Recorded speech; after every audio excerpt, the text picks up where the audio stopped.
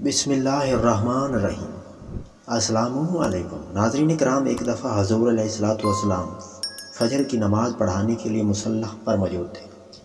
آپ علیہ الصلوۃ والسلام کو اسی وقت یاد آیا کہ مجھ پہ غسل فرض تھا، لیکن میں نے نہیں کیا۔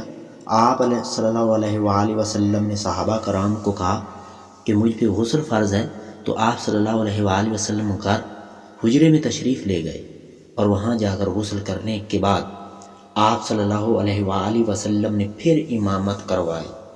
تو صحابہ کرام نے جب آپ صلی اللہ علیہ وآلہ وسلم غسل کرنے کے لیے حجرے میں تشریف لے گئے تھے، تو صحابہ آپ صلی اللہ علیہ وآلہ وسلم حضور علیہ الصلوۃ والسلام کا انتظار کرنے لگے۔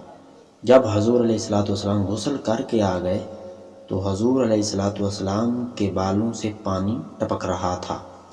یہاں ایک بات واضح طور پر کلیئر ہو جاتی ہے کہ فجر کی نماز سے پہلے غسل کرنا ہم سب پر فرض ہے، لیکن یہاں دیکھا جائے تو حضور علیہ الصلوۃ والسلام بھولے نہیں ہیں۔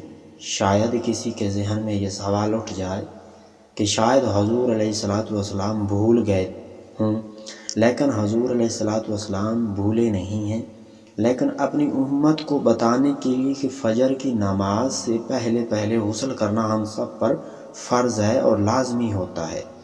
اس لیے اپنے صحابہ کرام کو بتانے کے لیے، ہم امت کو بتانے کے لیے کہ شاید وہ یہ بات نہ لے کر بیٹھ جائیں کہ غسل کے بغیر بھی نماز ہو جاتی ہے۔ لہٰذا اگر حضور علیہ الصلوۃ والسلام اسی وقت امامت کروا دیتے تو نماز ہو جاتی۔